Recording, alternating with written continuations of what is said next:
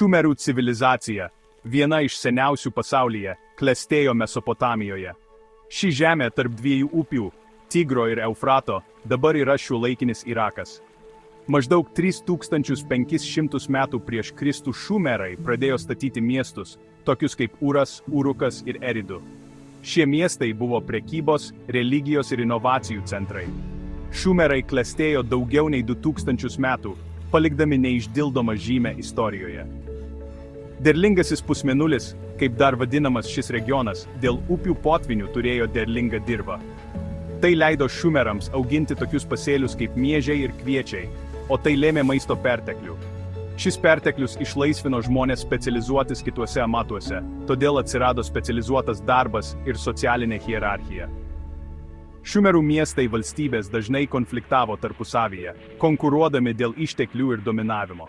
Turbūt reikšmingiausias šumerų išradimas buvo raštas, pirmoji žinoma rašto sistema pasaulyje, vadinama dantiraščiu. Naudodami nendres, jie įspausdavo pleišto formos ženklus į molio lenteles, įrašydami viską, nuo įstatymų ir verslo sandorių iki mitų ir literatūros. Šis išradimas pakeitė bendravimą ir žinių išsaugojimą. Šumerai taip pat buvo matematikos ir astronomijos pradininkai.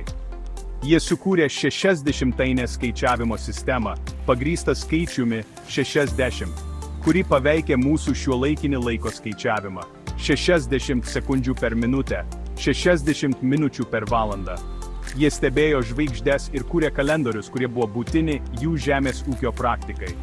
Jų išradimas, ratas, iš pradžių naudotas puodams žiesti, o vėliau kovos vežimams, pakeitė transportą ir karybą. Jie taip pat sukūrė sudėtingas drėkinimo sistemas, naudodami kanalus ir pylimus, kad kontroliuotų Tigro ir Eufrato upių tėkmę, dar labiau padidindami savo žemės ūkio produkciją. Šumerų visuomenė buvo hierarchinė, su karaliumi viršuje, po kuriuo sekė žyniai, didikai, pirkliai, amatininkai ir ūkininkai. Apačioje buvo vergai, dažnai karo belaisviai. Religija vaidino svarbų vaidmenį jų gyvenime. Jie tikėjo dievų ir deivių panteonų, kurių kiekvienas buvo atsakingas už skirtingus gyvenimo ir gamtos aspektus. Ziguratai, masyvios laiptuotos piramidės, dominavo šumerų miestų peizaže. Šios šventyklos tarnavo kaip religiniai ir administraciniai centrai.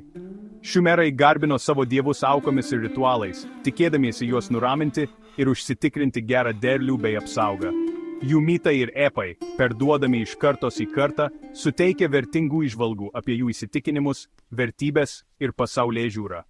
Nors šumerų civilizacija galiausiai užgožė kitos Mesopotamijos galybės, ji paliko ilgalaikį palikimą. Jų inovacijos rašte, matematikoje, astronomijoje ir technologijoje paveikė vėlesnės civilizacijas regione ir už jo ribų. Jų teisiniai kodeksai, tokie kaip Ur-Namų kodeksas, laikomi vienais iš seniausių žinomų rašytinės teisės pavyzdžių. Jų literatūra, įskaitant Gilgamešo epą, tyrinėjo universalės gyvenimo, mirties ir žmogaus būties temas. Šumerų indėlis į žmonių civilizaciją yra neabejotinas.